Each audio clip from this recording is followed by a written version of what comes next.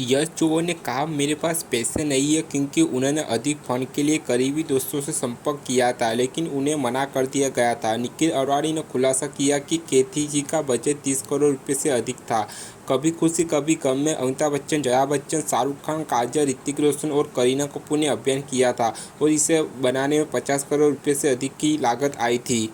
कभी खुशी कभी गम का निर्माण किंवदंती ने किया था। 2001 की पारिवारिक ड्रामा जिसमें अमिताभ बच्चन, जया बच्चन, शाहरुख खान, काजल, ऋतिक रोशन और करीना कपूर मुख्य भूमिका में थे, अपने समय की सबसे महंगी भारतीय फिल्मों से एक थी। फिल्म निर्माता निखिल अडवाणी, जो फिल्म में सहायक निर्देशक थे, ने इस भाग्य परियोजना को आगे बढ़ाने में निर्माता यश चोपड़ा से मिले समर्थक के बारे में किस्से याद किए। कभी खुशी कभी गम फिल्म निर्माता करण जौहर की ब्लॉकबस्टर डेब्यू फिल्म कुछ कुछ होता है के बाद उनकी दूसरी डायरेक्टोरियल फिल्म थी। पारिवारिक नाटक बड़े पैमाने पर था और इसमें देश के कुछ सबसे लोकप्रिय फिल्म सितारों को दिखाया गया था, जिसका स्वाभाविक रूप से उच्च बजट था। फिल्म कंपनियों के साथ एक सस्ताकार में निखिल अडवाणी ने याद किया कि कैसे जब यश जौहर को पहली बार फिल्म के लिए बजट का प्रस्ताव दिया गया तो उन्होंने दस्तावेज को जेब में रख लिया और अपने पास रख लिया। निखिल ने कहा कि उन्होंने 24.5 करोड़ रुपए का एक विशाल बजट प्रस्तावित किया है, जिसमें सिर्फ कला निर्देशन के लिए 3 करोड़ रुपए शामिल होंगे।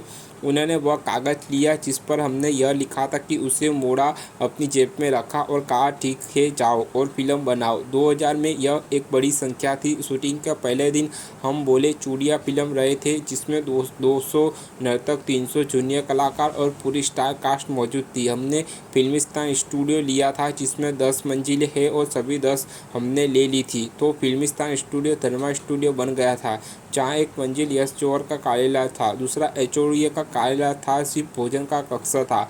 हमने मेकअप रूम को पेंट किया था, हमने बाथरूम प्लम्बिंग को फिर से किया था। MF Hussain print, fridge, TV, cable सब कुछ रखा था। वह एक लेटर पेड होता था। जया बच्चन की डेस्क से हर सुबह करण का एक नोट होता था कि उस दिन उसे क्या महसूस हुआ। शूटिंग के पहले दिन करण बेहोश हो गए। फिल्म निर्माता ने तब याद किया कि कैसे यश जौहर को दिन सेट के बाहर उनसे मिले थे और उनसे पूछा था कि क्या उन्हें याद है कि निखिल ने क्या कहा था कि फिल्म का बजट क्या होगा। मैंने कहा, यश जी, आप बहुत ज़्यादा तनाव है, मुझे सेट पर बहुत सी चीज़ें जांचनी पड़ती है, इसलिए मुझे पता ही नहीं चलता। फिर वह उसी कागज़ के टुकड़े को हटाता है, उसे खोलता है और कहता है कि पूरी फिल्म के लिए कला का बजट 3 करोड़ रुपये था, अपने एक सेट पर 3.6 करोड़ रुपये का खर्च किया है।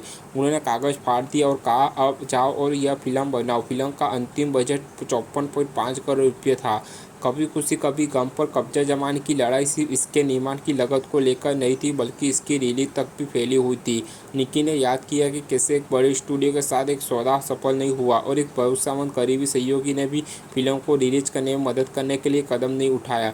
जिस तरह से फिल्म बेची गई वह एक अलग कहानी है। मैं यश जी के बहुत करीब था, इसलिए उन्होंने मुझे सिखाया कि एक निर्माता के रूप में कोई कैसे सोचता है। हम एक बहुत बड़े स्टूडियो के साथ अनुबंध करने वाले थे, सौदा टूट गया। वह एक ऐसे व्यक्ति के पास गया जो उसका बहुत करीबी था और बोला, मेरे पास पैसे नहीं है, मैंने बहुत पैसे खर्च किए हैं और मुझे इसकी ज़रूरत है। लेकिन उस व्यक्ति ने कहा, नहीं, मैं तुम्हें केवल इतना ही दे सकता हूँ। तो यश जी ने फिल्म का सराहनीय वितरण किया। इसे 17.5% रिफंड कमीशन पर बांट दिया गया। धर्मा प्रोडक्शन 3 फिल्मों कुछ कुछ होता है, कभी खुशी कभी गम और कल्पना को कंधों पर खड़ा है।